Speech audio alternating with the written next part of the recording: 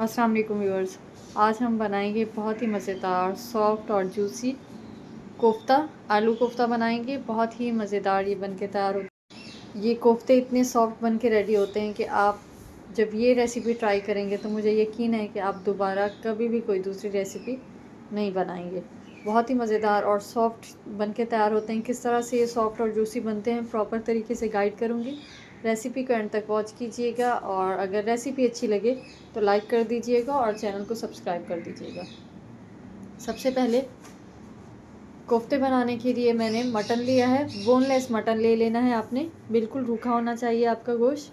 अच्छा, ये आप चिकन के साथ भी बना सकते हैं, सेम रेसिपी बीफ के साथ भी बना सकते हैं, लेकिन अभी जो मैं रेसिपी शेयर कर रही हूँ ये मैं मटन के साथ बना रही हूँ। आधा किलो लिया है मैंने मटन का गोश्त।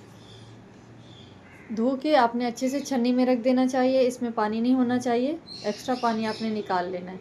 इसके बाद एक छन्नी में मैंने दही डाल के रख दिया था तकरीबन 15-20 मिनट पहले। इसका पानी निकल गया है, गाढ़ा दही है ये आपने डाल देना 2 टेबल स्पून। आप जब दही शामिल करेंगे इसके अंदर तो आप यकीन करें कि भले आप कोफ्ते फ्रीज़ भी कर दें, जब आप निकाल के पकाएंगे या गर्म करेंगे तो ऐसे ही सॉफ्ट आपके कोफ्ते ऐसे ही रहेंगे। तो ये डालने के बाद इसमें हरी मिर्चें डालेंगे। ये बहुत स्पाइसी हैं और मैं मिर्चें थोड़ी कम डालती हूँ बच्चों की वजह से, आप अपने टेस्ट के हिसाब से डालिएगा। मैंने सिर्फ एक हरी मिर्च डाली है और ये बहुत ज़्यादा स्पाइसी है। इसके बाद नमक शामिल किया, अपने टेस्ट के हिसाब से कर लीजिएगा। 1 टेबल स्पून इसमें लहसुन और अदरक का पेस्ट डाल देना है आपने। 1 ब्रेड का स्लाइस डालेंगे अच्छी बाइंडिंग के लिए। अगर आपके पास ब्रेड का स्लाइस नहीं है तो फिर आप 1 अंडा डाल दीजिएगा। इसके बाद इसमें बाकी मसाले जाएंगे। भुने हुए चने हैं, ये जो खाने वाले चने होते हैं, 2 टेबल स्पून। अगर आपके पास ये भुने हुए चने नहीं हैं तो फिर आप इसकी जगह 1.5 टेबल स्पून बेसन इस्तेमाल कर सकते हैं। ये डालने के बाद इसमें 1 टेबल स्पून भर के मैंने डाला है खसखस। अच्छे से पहले धो लीजिएगा, ये आपको लग रहा होगा कि हल्का हल्का से ये गीला है, लेकिन मैंने इसको भी छन्नी में डाल के रख दिया था ताकि एक्स्ट्रा जो पानी है वो निकल जाए। फिर आपने पीस के इसके अंदर शामिल कर देना है। 1 खाने का चमचा डाला है और इसके अलावा मैं डाल रही हूँ लाल मिर्च पाउडर 1 चाय का चमचा, या फिर अपने टेस्ट के हिसाब से कश्मीरी लाल मिर्च सिर्फ अच्छे कलर के लिए है तो डाल दें, नहीं तो स्किप कर दें। आधा चाय का चमचा हल्दी, 1 चाय का चमचा इसमें धनिया पाउडर, और दोनों चीज़ें ये मिक्स हुई हुई हैं। और ये साइड पे है आधा चाय का चमचा गरम मसाला पाउडर। ये डाल के इसको अच्छे से पीसना है हमने, लेकिन उससे पहले मैं इसमें डालूँगी तली हुई प्याज। ये डाली है मैंने तकरीबन 4 टेबल स्पून। अच्छा, बहुत से लोग चॉप की भी डालते हैं पानी निकाल के, वो भी तरीका सही है, लेकिन आप इस तरह से करके डालिएगा फ्राई करके, तो आपके कोफ्ते बहुत ही ज़्यादा सॉफ्ट बन के तैयार होंगे और अंदर से जो प्याज का फ्लेवर आता है ना कच्ची प्याज डालने से, वो नहीं आएगा। बहुत मज़ेदार सा इसका एक अलग सा फ्लेवर आएगा। 2 खाने के चमचे इसमें मैंने कुकिंग ऑयल डाला है, आप घी भी डाल सकते हैं और बटर भी। उसके बाद इसको पीस लिया है। 4 से 5 मिनट अच्छी तरह से आपने इसको पीस लेना है, इस तरह से अच्छा सा पेस्ट बन जाए। इसके बाद इसको निकाल लेंगे। एक बड़े से प्लेट लेके मैंने ऑयल से इस तरह से ग्रीसी कर लिया है और हल्के इसी प्लेट से मैंने हाथ को ग्रीसी करके इसमें कोफ्ते बना लिए। कोफ्ते बनाना तो तकरीबन सबको आते हैं, ये दिखाना लाजमी नहीं है, बस आपने अपने साइज़ जो है कम ज़्यादा अपने हिसाब से रख लीजिएगा।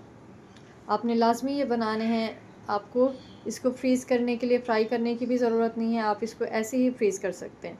उसके बाद आप इसको जब भी पकाना चाहें थोड़ी देर पहले 15-20 मिनट पहले निकाल के रख दें और उसके बाद इसको ग्रेवी के अंदर डाल दें। ये तकरीबन 17 से 18 बन के तैयार हुए हैं आधा किलो में। मैंने ना ज़्यादा बड़े साइज़ के बनाए हैं और ना ही छोटे हैं, ये नॉर्मल साइज़ है। अब इसकी ग्रेवी तैयार करने के लिए आधा कप ऑयल ले लिया है, ज़ीरा शामिल किया है इसमें 1 चाय का चमचा।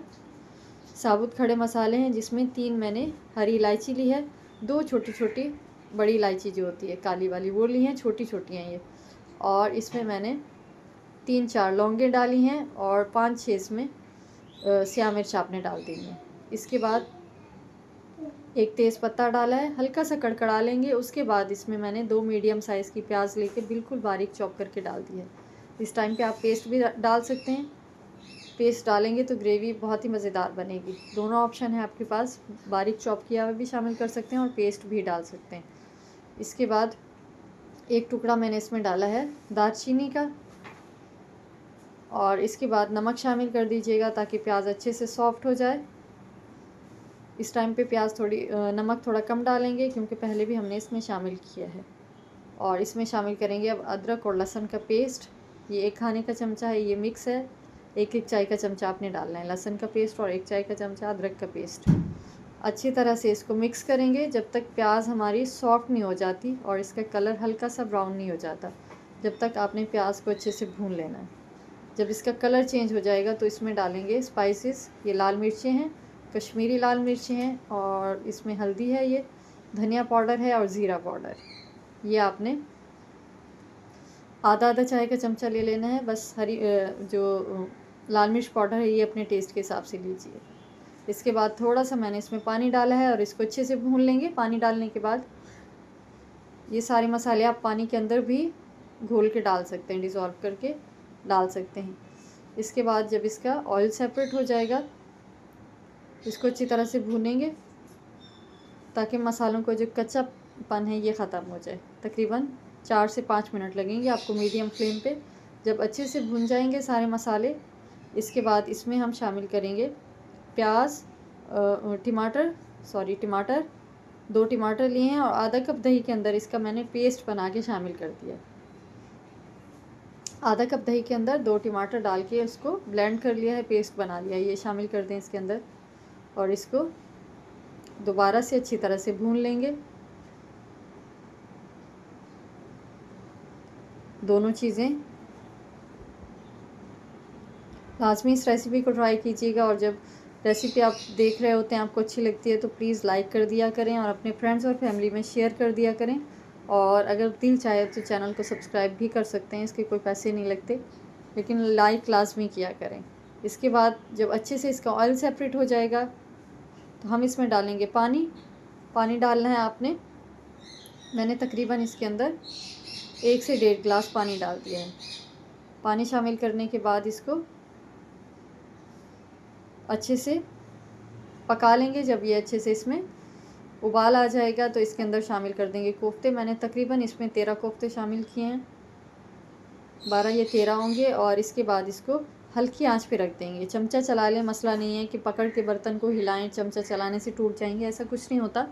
मैंने ये फ्लैट स्पैचुला जो होता है ये लिया है, इससे मिक्स कर लिया है। इसके बाद इसको मीडियम फ्लेम करके ढक देंगे तकरीबन 5 से 6 मिनट, ताकि कोफ्ते जो हैं अच्छी तरह से इसमें गल जाएँ, पक जाएँ। बहुत अच्छे से पिसे हुए हैं, वैसे ज़्यादा टाइम नहीं लगेगा इसको पकने में, लेकिन फिर भी आपने अच्छे से इसको ढक कर रख देना है ताकि ग्रेवी के अंदर भी कोफ्ते का फ्लेवर आ जाए। इसके बाद इसका ढकना उतारा है और इसमें मैंने शामिल किए हैं आलू। आलू मैंने लिया है 1, दरमियाने साइज़ का था। ये आपने छील के काट के इसके अंदर शामिल कर देना है, ना भी डालें तो आपकी मर्ज़ी है।